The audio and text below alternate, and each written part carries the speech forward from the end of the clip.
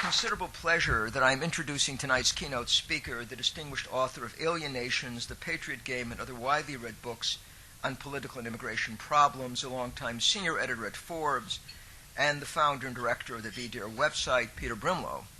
As a friend of many years, I have always marveled at Peter's capacity to build successful writing careers while changing his countries of residence.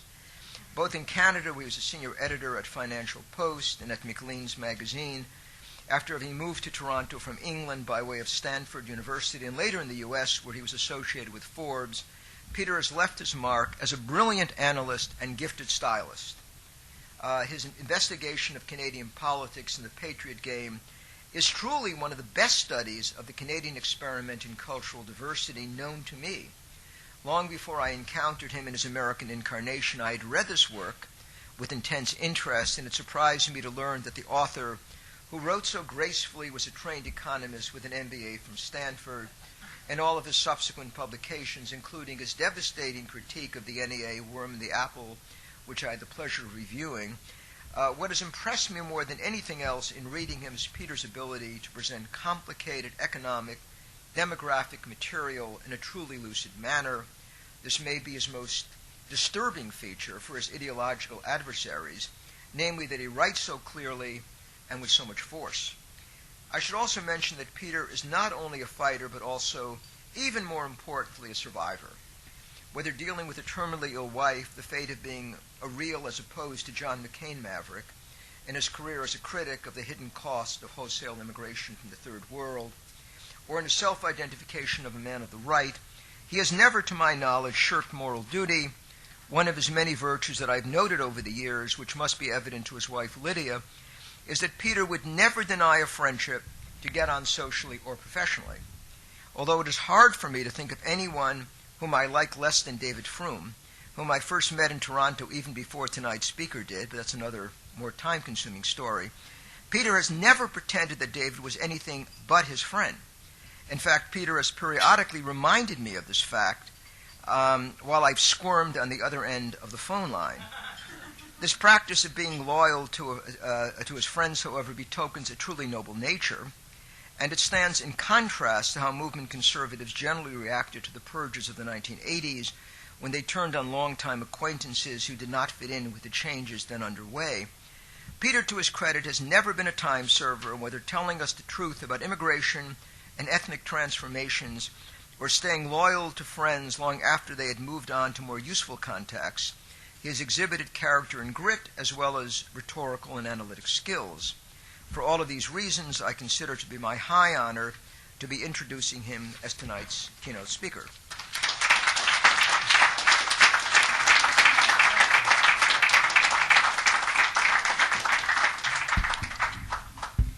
Thank you, Paul.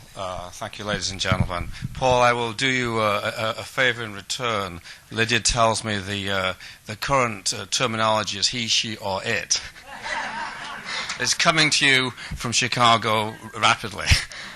I want to thank Bill Regnery and Richard Spencer and all the directors of the H.L. Mencken Club. It's a great honor to be invited to speak at your inaugural meeting here tonight. I know that this organization went through a number of fires to get into this conference, to get this conference started. All I can say is it's clearly been purified. There's nobody here for the money. There are no foundation executives or other careerists. We don't have that problem. You're all here out of pure principle. And the fact is that the late great conservative movement, American conservative movement, used to be like this. I'm old enough to remember I immigrated to it in 1970. That's how it used to be. Milton Friedman, at one point at Forbes, I used to interview every year Milton Friedman, the great free market economist, who was actually a great man, although I realize he has critics here, Tom. And he once said to me at some point in the middle 90s that it was to his great surprise, at this point in his long life, and he was 95 when he died, he said at this point in his long life, he'd suddenly started to meet stupid libertarians, stupid free market economists. He said when he was a young man and he was on the campuses and so on and starting a career, You didn't meet stupid libertarians because they were winkled out by evolutionary pressure. They just couldn't stand up to the pressure of argument. He said, so they were all of them very smart. Of course, they were frequently mad, but that's a different matter. They were smart. And I think that in some sense, putting aside the madness, we can see that in this conference here. This is a conference where the audience really matters. Looking around the room, I'm struck with the high quality of the individuals here. There's a lot of you here making real contributions. That's not what we'd expect to see nowadays in what's left of the conservative movement, a conference held by the conservative establishment. John Kennedy once had dinner at the White House where there were 49 Nobel Prize laureates. And he said famously, this is the most extraordinary collection of human knowledge and talent that's ever been gathered at the White House, with the possible exception of when Thomas Jefferson dined alone. So I was thinking, what American statesman dining alone should we all be compared with? Jefferson Davis? I'll give the answer later. The theme of the conference is the egalitarian temptation, and I'm here to talk about equality and immigration.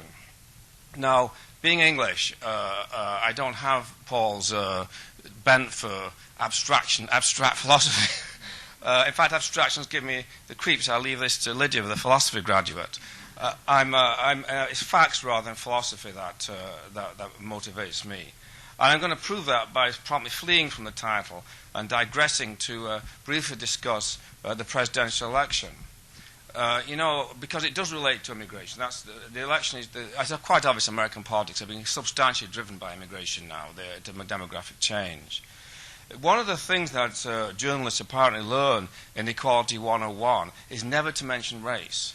I watched the CNN election night coverage, and I found that they never discussed quite what the racial breakdown of the presidential vote was. Of course, this is completely foolish, because race is destined in American politics. Americans vote systematically differently according to what race they are. They sway back and two. There are some years when the Republicans get more whites and some years when they get less whites. But the differences between those different racial groups never goes away. The gaps always remain the same.